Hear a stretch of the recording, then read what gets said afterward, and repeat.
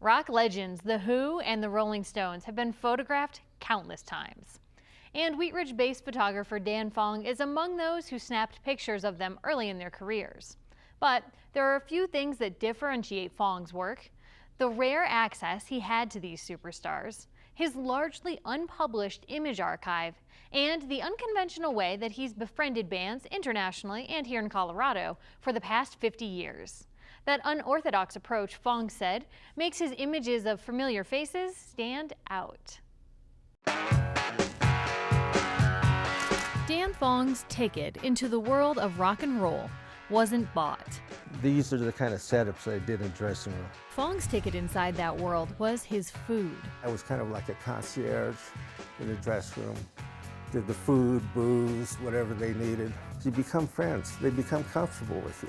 So if you're out there shooting photos, they're not like, who's that guy? Get him out of here. And so here I am in the dressing room. I'm taking pictures.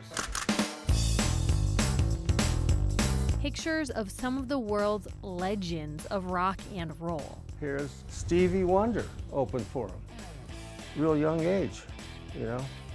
And then here's Jagger playing guitar, tuning up during a concert. The Doobie Brothers, The Who, the Rolling Stones.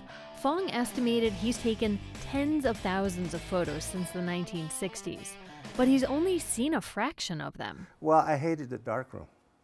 You had to be a master at doing prints. I didn't have the enthusiasm to do that, so I would shoot, process the film, stick them in a folder. Shoot, process. It was fast-moving time.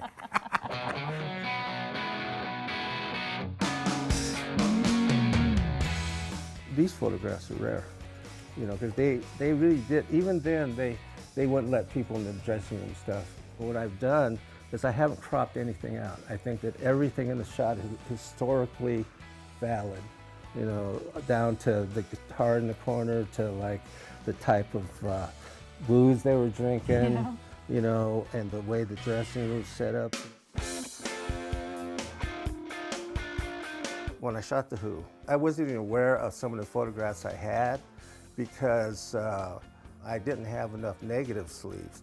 So I stacked a whole bunch of negatives and I stuffed them in 1 or 2 negative sleeves. Not long ago, Fong sorted through the sleeves and was surprised to find hundreds of frames.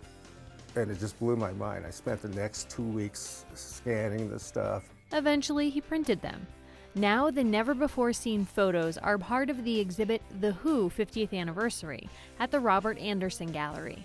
Well, I think people don't realize how hard it was to take photographs back then. They weren't autofocus cameras. They weren't automatic exposure cameras. It was very hard. You know, I shot transparency, and if you're off a third of a stop, your shot is blown. This is taking it to the streets, you know, platinum and gold. Fong also worked as media coordinator for the Doobie Brothers. He designed several album covers, including Taking It to the Streets. That cover turned out differently than he proposed. Do not use, you know, this is the original color. It was supposed to be black. And then I showed him the proofs before they left on the plane. They got back from Japan. He looked at it in black and got real pissed off and wanted me fired and changed the album cover to white. But they didn't fire me. I never thought that I was that great of a photographer when I was doing it. And it's really funny looking at the stuff now because I look at it and go, geez, man, I didn't do bad. Fong's not the only one pleasantly surprised by his work. My God, you have the only pictures of us opening for Cat Stevens. In addition to photographing internationally known rockers, Fong also fixed his lens on Colorado legends of rock. Among them, R&B singer-songwriter Chris Daniels, Harry Tufts, considered the Rocky Mountain region's godfather of folk music, and funk singer Freddie Gowdy. So something that I read that former Doobie Brothers drummer John Hartman said is that you capture, quote, the depth of the subject's personality. Do you think that's true? I do a lot to ease the subjects, whatever tensions they have. Though there are times Fong likes to agitate instead of ease.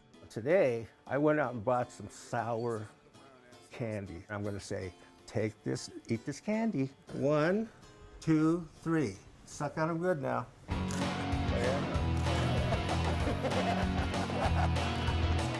Digital cameras have eliminated some of the challenges Fong faced earlier in his career, but he said his approach to photography hasn't changed. I feel like I'm taking a picture of somebody's soul when I do this. That's always something in the back of my mind. Fong keeps something else in mind: the food that first endeared him to rock stars 50 years ago. That's why he still puts out a heck of a spread. It's just like any craft. The longer you do it, the better you get.